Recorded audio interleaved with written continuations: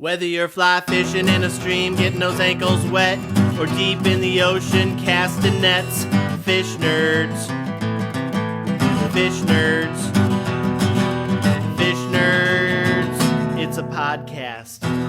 Just for the halibut! Fried in a basket or broiled in a pan, eat it raw like you're in Siam. Hello and welcome to the Fish Nerds, the show about fish, fishing, and eating fish. The show that's always interesting, usually funny, and mostly true. I'm Clay Groves, Chief Executive Fish Nerd, Licensed Fishing Guide, your best friend. Super happy to be back with you this week. It's been a weird month and week, and everything's going crazy, but I'm happy to be here, and I'm kind of lucky, too, because this week I am barely on the show. We got a little help from our friends. We get by with that. So first up on the show, we're going to have Tim Bete, who's a listener, who wrote a little essay about some of his antics fishing as a kid, some of the cruel things we do as kids while fishing. Kind of a little food for thought. Love to hear your feedback on it. We love Tim. He's a newer listener, but really involved and a lot of fun. And we always welcome new people onto the show. After Tim, the Crappie Hippie is back. Man, he is just making time to record and edit and experiment like crazy. And he interviewed Nicole Stone, did a lot of science about lure color and the effects of water and color and depth and all the things you want to know about fishing with colors. Do you need more than one shade of blue or white or yellow or red? Well, all those questions get answered when the Crappie Hippie joins us with Nicole Stone coming up in just a minute. So first up, we're going to jump right in with Tim Bete's essay. So Tim, it's all you, kid. Welcome. When I was a kid, there was a pond in the woods about a quarter mile from our house. My friends and I lived at that pond every free moment we had to spend. In the language of a 10-year-old from Massachusetts, the pond was wicked cool. In truth, the pond was wicked pissa, but that term would not have met with my parents' approval.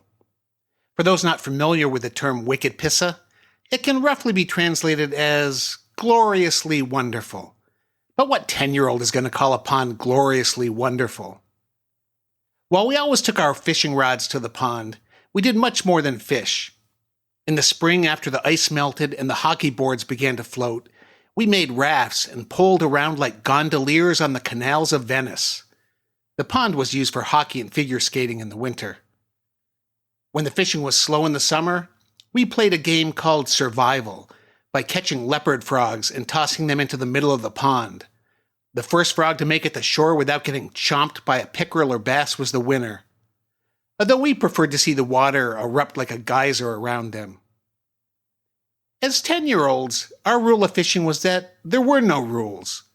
We'd attempt any fishing method, the crazier the better. One day, a particularly cocky friend claimed he could catch a fish using only a small straight stick as a hook. He'd never done it before, but that didn't diminish his confidence. With wagers placed, he tied the end of his line around a 3-inch stick, which he in turn stuck into a chunk of hot dog. After about 5 minutes, a bullhead ate the hot dog, and he yanked on the line hard enough to turn the stick in the fish's gullet. I lost 4 pieces of bazooka bubblegum on that bet. A small price to learn a technique that might save my life if I was ever stranded without food in the Amazon River basin. Rather than mope about my lost bazooka or complain about my buddy's unorthodox fishing method, I blurted out the phrase uttered by millions of 10-year-olds from around the world whenever they see something crazy. Hey, let me try that. We spent the entire afternoon catching bullhead on stick hooks and slapping each other on the back with each fish. We were so happy you'd have thought we discovered a cure for cooties. While some innovations come from 10-year-olds making bets, many come from 10-year-olds making dares, especially the infamous double dog dare. The double dog dare was responsible for Billy Johnson eating a live grasshopper, as well as the invention of fishing rod wiffle ball, in which 1. The fishing line is tied to the wiffle ball, 2. The ball is pitched by casting it as hard as possible toward the batter, and 3. The ball is reeled in after it is hit. Mostly what we hit was the batter. But the most infamous double dog dare I ever witnessed had nothing to do with fishing, although it was related to water. It resulted in my friend Mark riding a stolen bike 5 miles home without any clothes on. And that wasn't even the dare. We were in high school, and it was a sweltering summer night. Bored teenagers driving around a small town spelled trouble.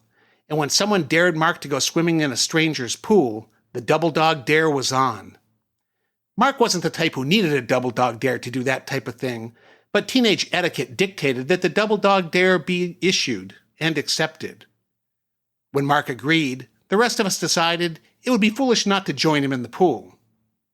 There were 2 carloads of us driving around that evening, and that was Mark's undoing. When the pool owner burst out his back door screaming at us, we all bolted to the nearest car and sped away. 20 minutes later, we realized Mark was in neither of the cars. His clothes, however, were in one of the cars. After borrowing a bike that he later returned, Mark rode 5 miles home, buck naked. We were all so impressed by his feat that if we had the money, we would have erected a statue of Mark naked on the bike. It would have been the perfect addition to the town square, right next to the Civil War monument. What does all this have to do with fishing? While the history of fishing isn't always clear on it, I suspect most fishing innovations occurred because of the bets and/or dares of 10-year-olds. Fly fishing likely started in the 1300s when a 10-year-old English lad bet his mate he couldn't catch a fish using only a feather as bait. When his mate set the hook, the scream, "Hey, let me try that," could be heard for miles, and fly fishing was born. Even the concept of casting upstream with dry flies was probably a dare, although nobody ended up riding home naked on a bike. That concept would not be invented until 1979 across the ocean in Massachusetts.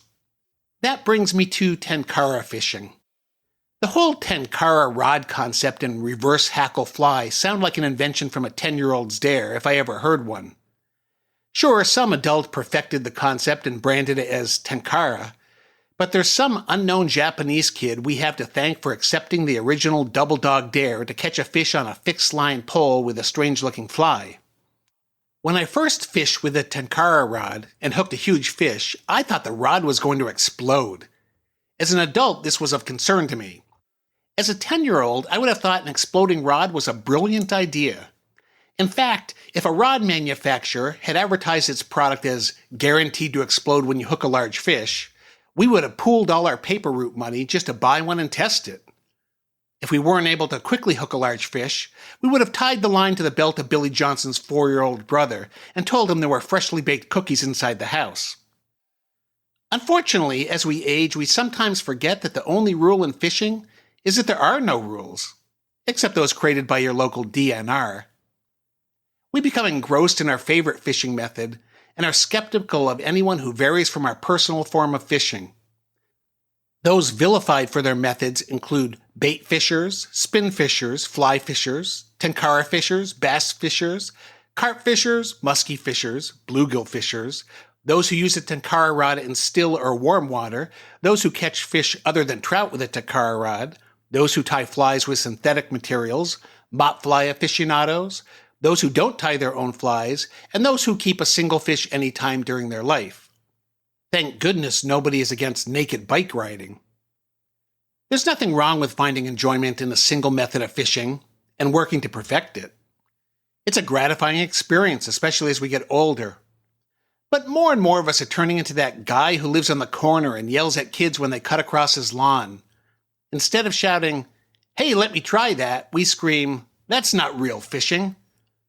The sheer exhilaration we had fishing when we were 10 has been clouded by an overpowering impulse to be right about something any 10-year-old would find ridiculous. I think we were smarter when we were 10. Anything you want to do fishing is wicked pissa. Just don't tell my parents I said that. Thanks, Tim. And Tim's been giving us lots of food for thought on the Fish Nerds Facebook group as well, asking questions like ethical questions, like why is it okay to hook a minnow through its back and use it for bait, and not maybe like a frog or a lizard, or like where is your limits? Like how do you decide what's appropriate? Those are the kind of stuff we're tackling in the Fish Nerds Facebook group, as well as having tons of fun with all kinds of other stuff. I have some strong opinions. We're going to talk about it more next week on the show. I really want to dive deep into it. The week after next, we're going to have John Garrick on. John Garrick's a fly writer, and he's agreed to come back on the show. Actually, he asked if he can come on the show. So, John Garrick says, can I come on your show? You say, yeah, of course you can come on my show. So we're going to have John Garrick. I'm reading his new book right now, and I'm diving deep into it. It's a bunch of essays. If you guys know John, that's how he writes. Always very clever, always very funny. So lots of fun. So without further ado, and no ads this week, just podcast. That's all you get today. Here is the Crappie Hippie with his interview with Nicole Stone, and you're gonna learn so much about color and fun. And Crappie Hippie's been having a very good time. I made the mistake of sending him a good microphone, and that's not really a mistake. Actually, I'm very proud to have sent him a good microphone, and he's having a fun time editing and experimenting and trying new things out, getting a little artsy-fartsy, and we just love the Crappie Hippie. And here he is with Nicole Stone. Energy wave. Photon. Diffusion. Nocturnal. Perception.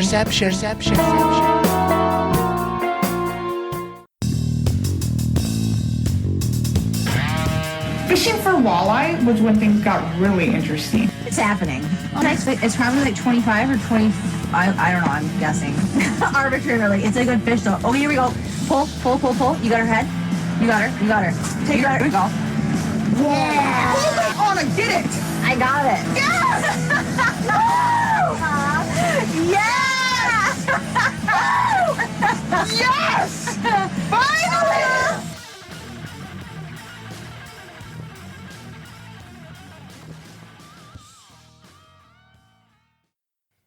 Hey everybody, this is Crappie Hippie, your tree-hugging redneck from eastern Kansas. And boy, wasn't last week's episode just awesome? It was so great to get a visit from Dave Kellum, the founding father of Fish Nerds. And I joined up listening to the show, a short time after he left the show. But I went back and listened through the whole catalog, so I've heard plenty of Dave Kellum episodes. And I just enjoy the heck out of the guy. He has a great radio presence. He's bright. He's funny. He has a strange twist on the world that complements Clay's, and I just really enjoyed hearing him again. I mean, one of my favorite things about Dave Kellum is the way he laughs. He reminds me of Muttley the dog from Wacky Races. Now, if you're under 100 years old, then you probably don't remember Wacky Races, but there was a character on there. It was a Saturday morning cartoon, you see, and there was a character on there named Dick Dastardly that had this dog named Muttley. It had a hoarse, kind of wheezy laugh, just like Dave Kellum. It's too much for me. He could just say, rock in the grass and laugh, and I'd laugh too. Anyway, great to hear from Dave, and great to get that news story about Rudy the lawyer and his deluded patent search. He's talking all about light penetration and color and telling you what lure you should pick based on that. But I hate to tell it to you, Rudy. But first of all, you can't patent stuff that, animals can do. You can't patent stuff that exists in nature. I don't know what you're going to do next. Go out and try to patent water. Go to, get a patent on gravity or something. Just give up, man. And another strike against you is I have a pro angler right here tonight who wrote an article about light and walleye eyesight and how it should affect your lure selection. And she maintains light and lure, color ain't that important. It's just part of a whole series of things you should keep on your mental tabletop when you're walleye fishing. And if you overemphasize color and lure selection, you may be selling yourself short. But I'm not here to tell you about it. She's the one that wrote the article. Tonight we got Nicole Stone from Nicole Stone Outdoors. You can read the article at NicoleStoneOutdoors.com. Let's welcome the Wonder Woman of walleye fishing. She catches more double-digit fish in a year than most people do in a lifetime, Nicole Stone.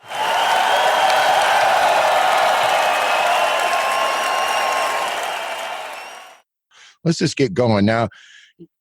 You come from a science background. That is right. You were an atmospheric analyst, or yeah. So I'm an atmospheric scientist by trade. So that was my bachelor's degree, and then I actually worked on atmospheric measurements in the clouds, like essentially taking planes through storms and collecting data, and then also on the ground, just doing surface-based measurements.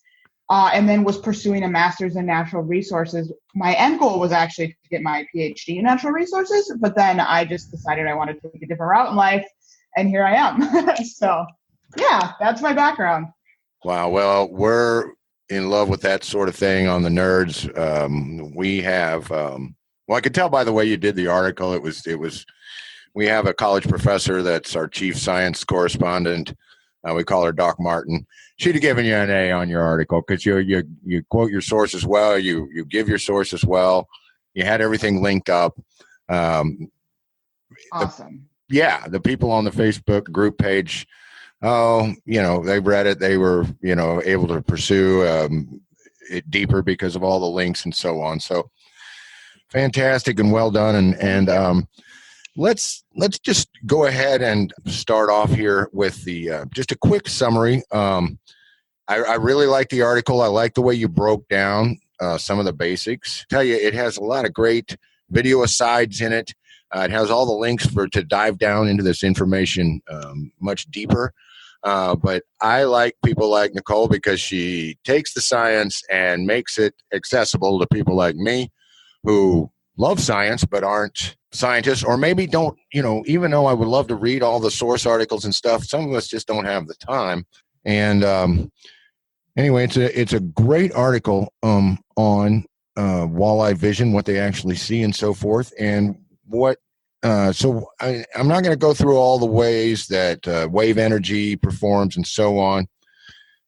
What it basically comes down to is two main factors in what a walleye sees are light availability, and that's water clarity, and also the weather, how much light's coming from the sun. Is it cloudy? Is it sunny? So on. And then is the water clear? Or is it full of stuff? The reservoir near me is Hillsdale, and we have just a watercolor we call Hillsdale green. The lake is, it's never like super clear, but it might cloud up, but it mainly is just this kind of stained greenish color. And it's a decent walleye lake. Let me start off with my first question, Nicole. When we talk about walleye's eyes are really big, and the proportion, we all are anthropomorphic, and we say, well, how does that compare to what a person is? It's like, well, yeah, a fish eye in general and a walleye's eye in particular are a lot bigger in proportion to their overall body. Is that correct? Yes. And I think when you're looking and dealing with this stuff, it really is understanding that just in general, the structure of their eye is vastly different than the structure of our eye. And that obviously we can take that, all the way we can take that to a microscopic level, all the way out to just understanding that, and which is what I tried to do in the article, that their structure is very different. They're night feeders. And when you're breaking down what's important in the eye, it's generally rods and cones for color and night vision. And that's where you're really going to see from the research that there are some differences, especially with cone availability in the walleye's eye, which when you're looking at that from, a scientific perspective, essentially it makes sense because a lot of times color comes with trade-off. And so we have awesome daytime vision for color, but we can't see anything at night, right? No. If you're fishing walleye, you generally fish it, especially in a clear lake, low level or low light conditions. And so their eyes obviously favor that type of environment. And the trade-off that generally comes in that type of environment is, lack of color, because they're so rod dominant compared to what we are. Does that make sense? It makes absolute sense. It makes perfect sense. I just think that says a lot about when you're thinking about color and how it plays out in the advantage of a species. That's really, they're made for lower light conditions, and they tend to go under ledges, under weeds and stuff, or very deep by the thermocline, in the heart of daylight. So those things all point towards that. And then you just have to start looking into the research of why is that? Like, first of all, why do we see color? What is color? And then when you start breaking down, it's just wavelengths and our ability to process those wavelengths. What is their ability to process those wavelengths? And essentially what it comes down to is not only lack of light, so you lose the wavelengths with depth, which I have a lot of different, information on that in the article and diagrams, but also just it's scattered, it's absorbed. When different wavelengths of light become scattered or reflected, they change our ability to see them because colors mix. So like, how does that relate to walleye? And you find out they just in general lack certain cones. From the research I found, the joy of science, I always tell people, is there's always more and more research, more and more data, and you're always allowed to adjust, your perspective based on that new information. But from what I have found so far, it really is like they simply don't have the blue cone color that we do. So right there would tell you they're not even going to be able to process the color blue, even if that, light is penetrating down through the water and getting to the species, which it could. They just don't have the ability to see it from what we have for data right now. Exactly, and that was the more narrow range of their. We beat them when it comes to cones and color, but they womp us when it comes to rods and being able to see in the dark. So it's a trade-off. That absolutely. I mean, even compare a walleye's eye to say a yellow perch, it's in the same family. They have a kind of that silvery kind of a special eye that just seems, it's just different. I mean, you can tell that there's something special about, how they function and how they deal with their environment. Right. And so they have like that layer. You'll see like, I don't know, a lot of night vision animals have that layer, that reflective layer in their eye, right, which also obviously is very conducive of more, of having low light ability, and obviously again at the cost most likely of color.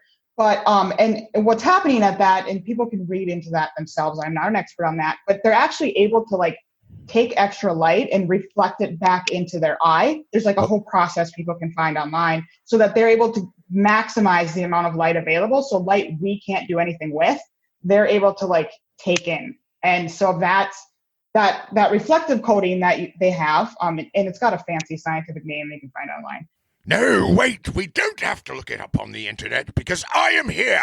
My name is Cecil Taxonomus, fancy name, and I am an expert in Latin and all the fancy names in Latin that occur in science. Now, the Latin name for the silvery tissue behind the retina in a fish's eye or any nocturnal animal that has to exist in darkness due to lack of light or because of disruption of light due to turbidity is scrotum elephantitis. What? And who put this in my notes? Who put this in my notes? An illustration, no less. Who drew this picture? Hey, Crappie Hippie. I might have known. Guys, you got my picture. See how Claire has to ride in the back seat of the car because his junk is in the front seat? Yes, I understand the picture. I've seen Breakfast Club. Thank you very much.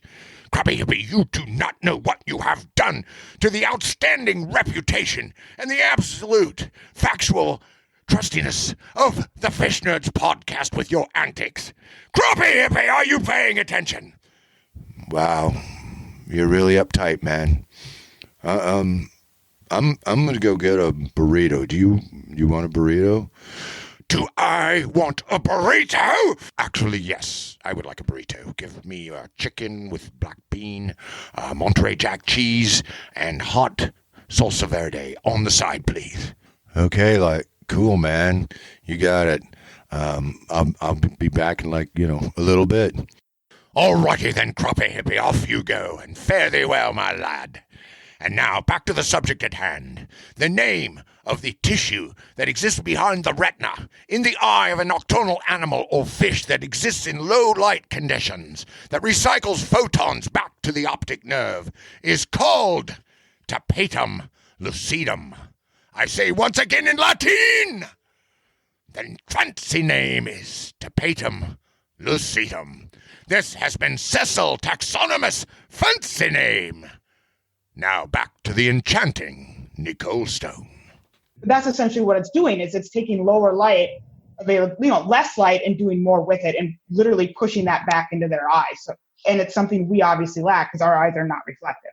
So, one more benefit of being a low light species is that they're able to just take advantage of light that we can't take advantage of at all. So right there is going to affect their ability to see versus ours, and their ability to see color versus ours, and their environment versus ours. And I think as anglers, we forget there's all these differences. So when you go out and buy a blue lure, like, sure, that lure might work for a million reasons. I'm never saying that it wouldn't, but it's probably not the blue you think that's causing that, result.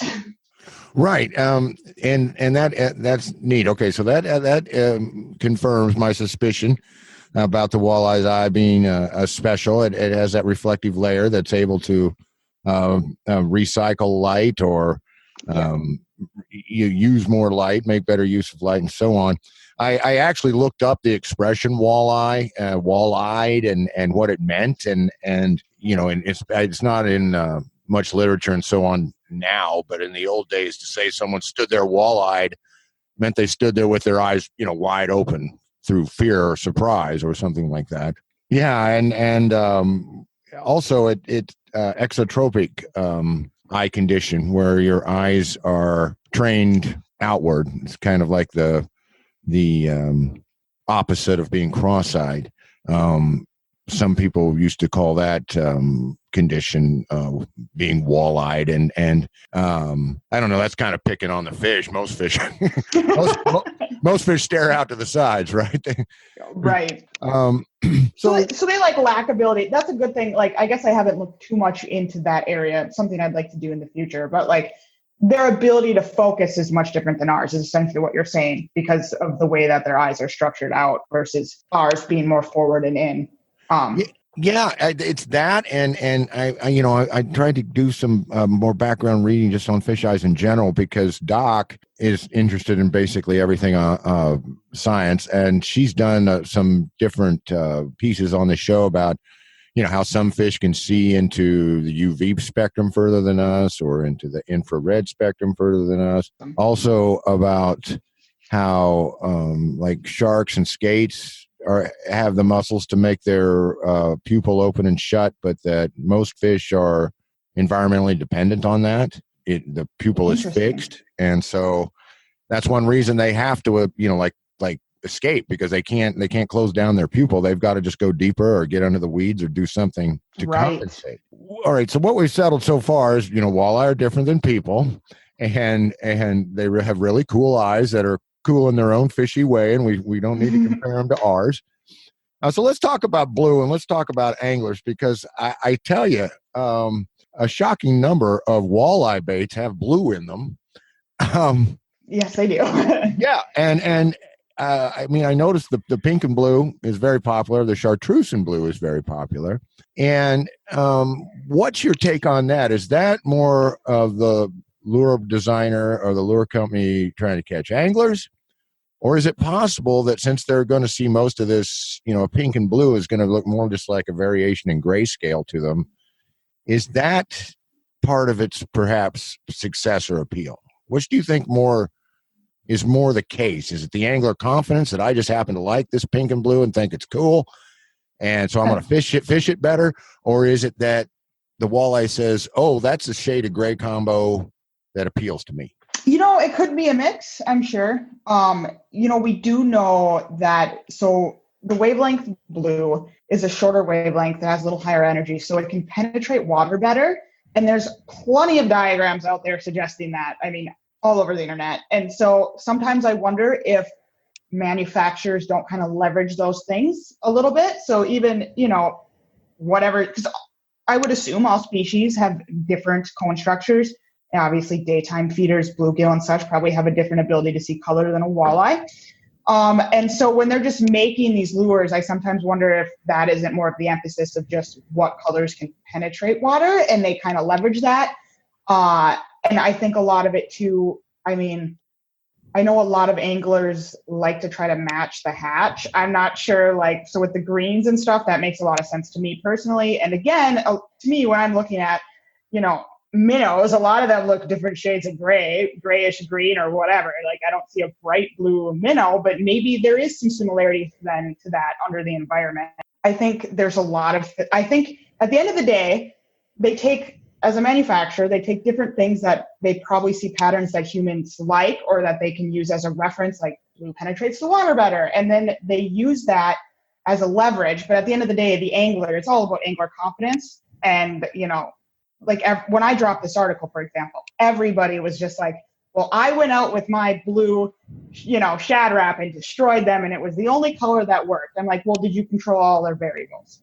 Nobody controls all the other variables when they're fishing. They're just fishing. But if they're selling a lot of blue lures and seeing a lot of blue success, that just generates more blue lures to be sold, right? It doesn't matter what the reason is. And so I think there's just that type of trend. I think you're selling to the human for whatever reason. And once they see success, if you sell a lot of blue lures and a lot of people are seeing success, they're just going to buy it. They don't care about the 500 other factors that might have affected why that lure worked. It's just the easiest factor is, oh, it was blue. Does that kind of make sense? I know that was like a long-winded way to explain it. No, it's not at all. I'm just sitting here nodding my head because I'm a lure designer myself. I have a lure company called Glasswater Angling, and I do a lot of the questions about what fish actually see and what anglers actually want. And I've ever since I was young, I was like, well, because back in the day it was like, oh, all fish are colorblind, that's the end of it. So why does any color matter at all? Well, they must see, my answer to people would have been, well, they must see gray in different ways or in different combinations. Mm-hmm. But also, blue is the most popular color. I mean, you ask 10 people what's their favorite color, 7 of them are going to say blue. And, and that's just human nature, and it's just natural. But, and like you say, it may be a combination of things. And of course, to be scientific, we've got to say, well, was your lake turbid? Was it a sunny or cloudy day? I had an old gentleman, we were fishing crappie this winter, and he told me about how he started using pink because one day he was out fishing with minnows and he just happened to pull one up and the sun was just coming up and it, when the light's shining through that minnow's body, it made it look pinkish. And I see that in bluegill in the wintertime. Like a bluegill in the wintertime is basically going to just be silver and purple, and purple's a good winter color around here for crappie and so on. So you've always got to ask yourself, blue is a good color. And if it's going to make you fish better, then you want to use it. But that day that it worked and silver didn't and yellow didn't and white didn't, there may be, they may like 50 shades of gray. They may like that shade the best in that particular condition, but it's not just because it was blue. It was blue and cloudy and choppy and exactly whatever time of day. Well, and I think when I go fishing, and I'm one of those people that I get just as much caught up in the situation than I am catching the fish. I'm the person that can sit and watch an underwater camera for hours and never drop a line in the water that I'm actually intentionally fishing with, because I just love to see behavior. And so something that I've really noticed is for me, especially as a walleye angler, location and placement is everything. And I mean, you can take it from a macro scale of the lake you're on, the fish are in a certain pattern and have a certain feeding behavior at that time. You can bring it to a micro scale to the point where you have to be set up on this pot of fish and your lure has to be exactly in the right position on top of this pot of fish. And you have to be doing the right thing on top of this pot of fish to get those fish to bite. And that really comes down to location and presentation / technique. And I mean, I think a lot of people sit in a boat and they're, in an 18-foot boat and someone's up front and someone's in the back. And one guy with blue up front is catching them all. Well, the reality is that person's set up on that pot of fish, and they just happen to have their lure, the right height above that pot, and they're moving it in a way that is just making those fish bite. It is such a finicky game, walleye fishing is, especially certain times of the year, that, it's just being on that on top of those fish. And that's why sometimes some guy on this side of the boat will outfish the guy on this side of the boat and had nothing to do with color and everything to do with placement. I couldn't agree more. And the guy in the front of the boat's really mean because he's running the trolling motor and he's got you out over 30 feet of water and he's sitting right on top of the hump. So when we find out that it's not just bad luck, but your friend's a jerk, you're going to have to deal with that, right? That is perfect. Yes. Or in my case, when I'm fishing with my husband and he's running the trolling motor at that moment and he's pulling him up left and right, I'm like, get on the back. It's my turn to be up there. That's right. But gosh, I could say so much here. I like you that great video of the Rainy River where you're just, I think that's right. You're pulling in these monster walleye, and you referenced what you did your previous trip and how you had to go to a bigger jig because of the current and the conditions. You know, there's just factors like that. Guys sitting there struggling and insisting on using a 1/2 ounce jig when an ounce is what you need. I'm an ultralight guy, so you know a jig weighs an ounce. I'm just like, what? All you panfish experts are. That's how Anna is. Like tiny as it gets. I'm like, sometimes you got to upsize just a little bit. Absolutely. And the idea that presentation, you know, is the one. It's hard to get into your head until someone's just absolutely kicking your behind, and then you become a quick learner, I think. Always learning. I know all the time. That's fishing. And that's what this was about, was like, this entire article wasn't, I definitely got the vibe at times that most people loved it. A few people were like, but blue works for me, so it works, which is completely fine to say. Like, this in no way was meant to be like, your lure doesn't work. It's like, it's just there to inform people, you know, if you're struggling with fishing, think of all these other factors that might be affecting it. And just, this is why, like, maybe the color has nothing to do with it. Don't go splurge on 100 blue lures. Like, think about all these other factors, and this is why color might not matter. Like, it's just there as a tool to reference when you're frustrated or when you need, you know, additional information to make a purchasing decision. It's exactly, it's helping you to expand your mental ground as an angler, because we do get into that mode. Down here in Kansas, we call it getting your foot in the bucket, which is from farming. And if you've ever seen someone step into a bucket and then walk a few steps in it, you can kind of get the mental picture of the emotion going on. You're digging through your tackle box and you're just switching color, when maybe you need to be going to a different weight, different technique, and so on. Yeah, exactly. I would recommend that everybody watch some ice fishing videos. Yours and Anna's are awesome. Thank you. But my friend Clay is an ice fishing guide. The guy that runs this Fish Nerds nonsense is a wonderful ice fishing guide. But all y'all really glue yourselves to those flashers, and you really can see, hey, I'm jigging this too hard, or I'm not jigging it hard enough, or you know, you need to be exactly 6 inches over the top of those fish, or you need to be right in the middle of the pod. You see where I'm going with this? That's 100% yes. Like, ice fishing is crucial for that. And I think like when I started pan fishing with Anna, we always have, you know, fed off each other with information. It was amazing since I've walleye fished my entire life. Like, it's more of an aggressive game. You know, you pound the bottom, and then she's like, slow down, calm down, because I'm like just jigging too erratically. And she just kind of coached me the crappie way, you know, like a slow, steady raise, just concentrate on working that fish up slowly, keep it ahead of it so far, like things that I would never have thought of. And I think that in ice fishing just shows you, and you can like really scale down with ice, like into working those fish. And that shows you how important that also is in open water with all species. Like, technique is key. Like, it makes such a difference in fish turnover, more than color, more than anything. Just being able to, you know, put your line in the water and get the right response from those fish. And all fish species in all different conditions, you know, respond differently. Well, and in ice fishing, it's just so neat to be, you know, you can do it in open water fishing, but I find that ice fishing videos, you're watching it happen on a flasher. Whereas a lot of times you don't really do that when you fish the open water, and it'll make a believer out of you. That's for sure. Yes, absolutely. Okay. I'm going to put you on the spot, Nicole. Oh boy. I thought it was awesome that you put a walleye with a blue spoon in his mouth in the picture in the article, just to show. Yes, I did. Yeah.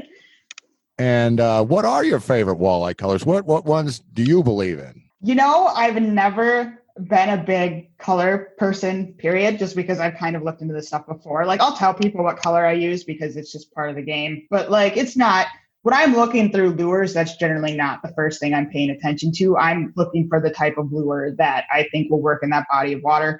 So whether it be like a flasher jig in the river or a crankbait in the middle of summer, I'm caring more about size and depth than anything. So those are the things I go by. Obviously, I am human like everyone else. And if my friend or husband is sitting by me crushing the fish, I'll just do whatever I can to get, I'll either take their spot or try to have the closest lure possible. But like, I don't have any like when I go to a store, I honestly mean it. I do not sit there and dig through colors. I'm looking way more at what I'm getting for what price and what conditions I'm going to be using it in. The guys use a lot of vibrate baits. Noticed in the videos from the Cusco and that sort of thing. The Winnipeg trip she got the look, the shape, the size, everything right off. Use that chrome vibrate bait all the time, the whole way. You a little more variability, but you ended up getting that 30-inch monster on a blue. On the blue. Yeah, I laugh about that. That's great. I mean, on a blue slab rat. So she was definitely the hot hand.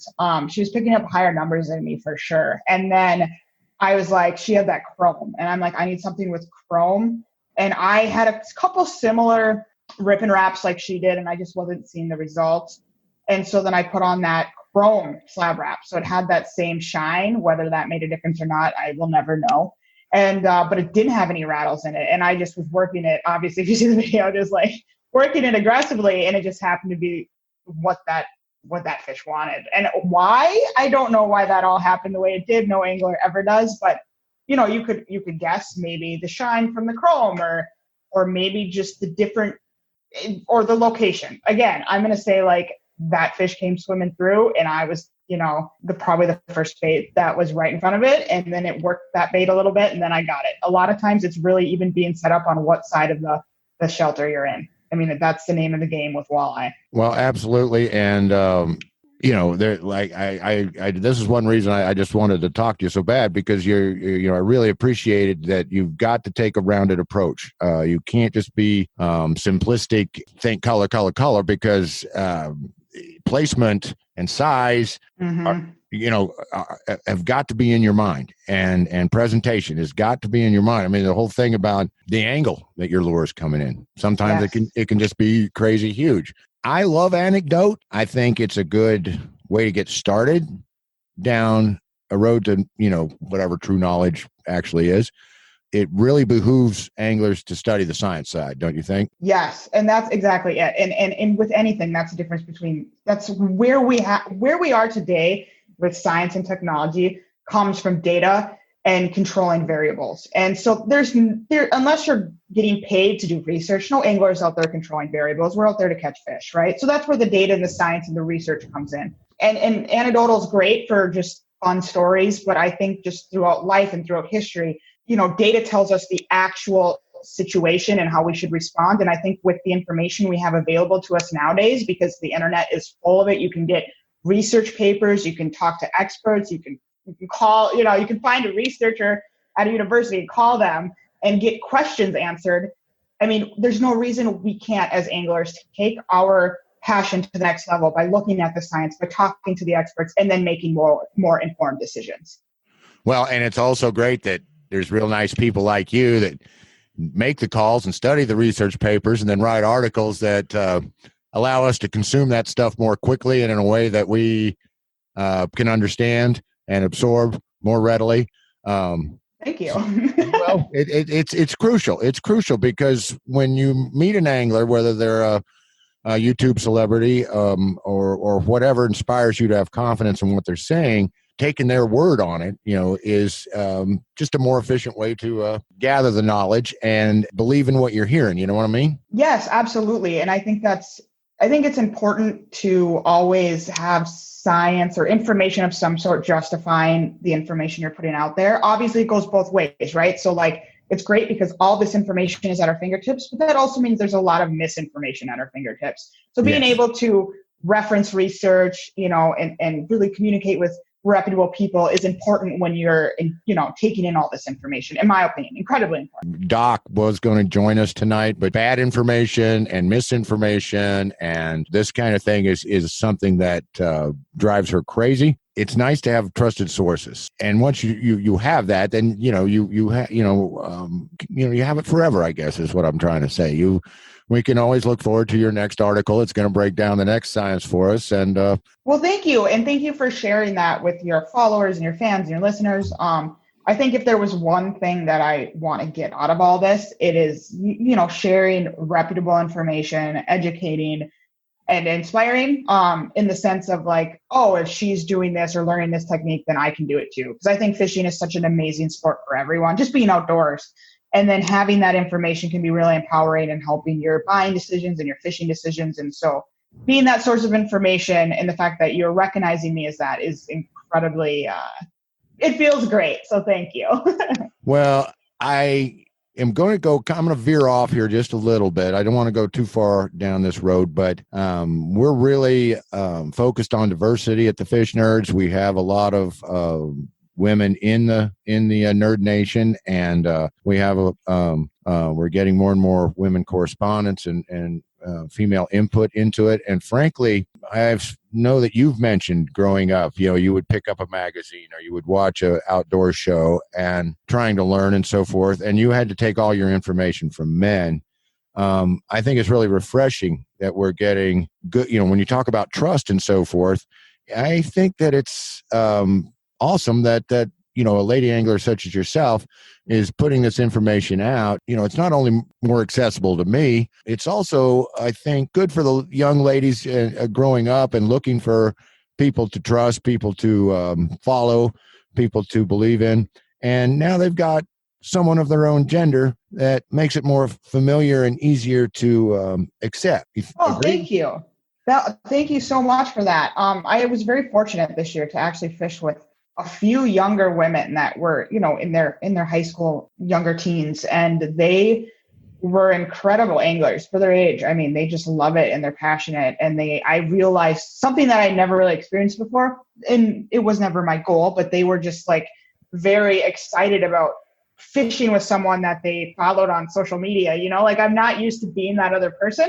I'm used to following certain people. I have my list of people that I trust and love getting information from.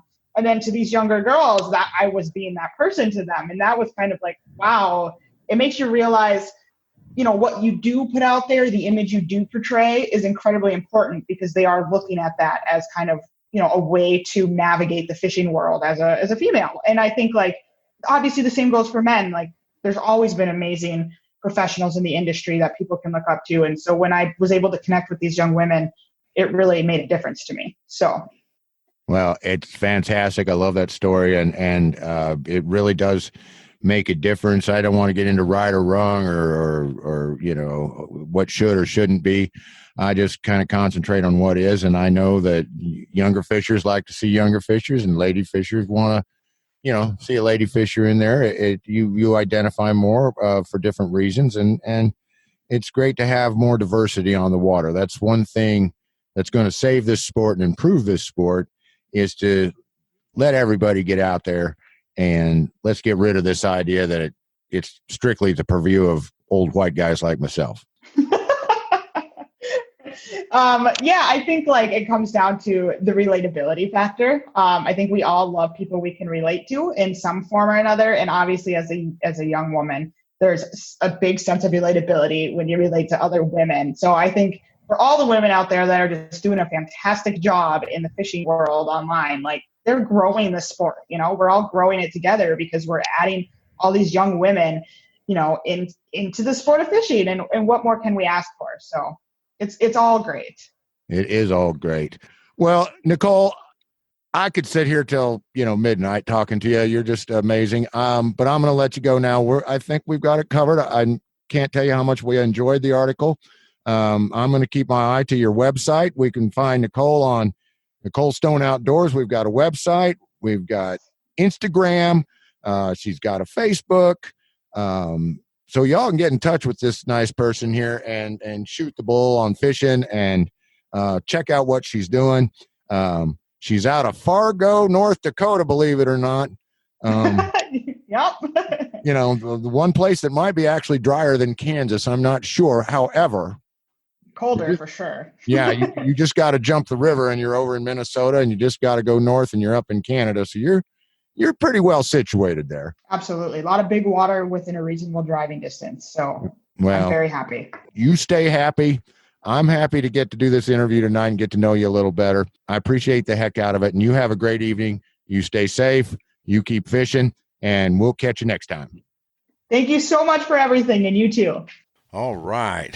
Well, what a fantastic time that was, getting to geek out and talk about light penetration and color selection and angler psychology and all the things that go into what we put on the end of our line when we're out fishing for walleye.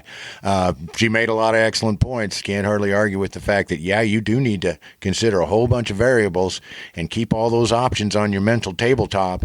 And instead of obsessing on a certain color and tearing your tackle box apart trying to find that green one, you need to ask, am I on the fish? What is the light level like? Am I using a bait that has a rattle or doesn't have a rattle? Is it the same shape? Is it the same size? There's different things that you need to keep in mind. Don't oversimplify your approach based on color. Don't think that there's some magical pixie color that you can pick to get those walleye to start to bite, because as we can see, they have a very narrow color range. They have excellent eyesight. It's not about their eyesight. They have big, huge eyes. They have the tapetum lucidum. I think I got that right. I don't want Cecil correcting me. But they are very much able to see in the turbid water. They're very much able to see under low light conditions. That is how they're made. That is what they're made for. Their eye is not like our eye. It belongs to them. It's adapted to them. It's adapted to their world. It's adapted to what they're doing. And you've got to know kind of what that's all about, have an appreciation for it, but never give up on the fact that their color range is narrow. So before you just insist that I got to have a blue one, make sure that you've got a good place to fish, that there's fish in that place, and you're using a lure that is close to what they're feeding, or at least one that'll provoke them into a strike. Anyway, thank you so much to Nicole Stone from Nicole Stone Outdoors. You can find her at NicoleStoneOutdoors.com. She has Nicole Stone Outdoors Facebook page. Her Instagram is Nicole Stone Outdoors. She's not hard to get hold of, and you'll enjoy looking at the pictures and at the various adventures that she goes on. Alrighty, y'all, this is Crappie Hippie, your tree-hugging redneck, saying tight lines and Valentines. Peace out. Energy wave. Photons. Diffusion. Nocturnal. Perception.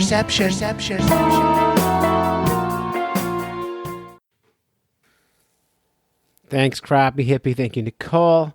Hope you got a lot out of that. I know I did. I got far too many colored lures in my tackle box, I learned. So that's it. You've listened to a bunch of fish nerds when you should have been fishing. Big fat thanks to Tim Bete for his essay. Huge thank you to the Crappie Hippie for being a great correspondent and bringing us the interview with Nicole Stone, who we also thank. And until next time, follow the code of the fish nerd, spawn early and often, never trust a free lunch with strings attached, and swim against the current every chance you get. Good night. Whether you're fly fishing in a stream, getting those ankles wet, or deep in the ocean, casting nets, fish nerds.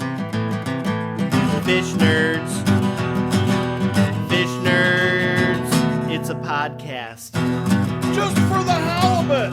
Fried in a basket or broiled in a pan. Eat it raw like you're in Siam. Fish nerds.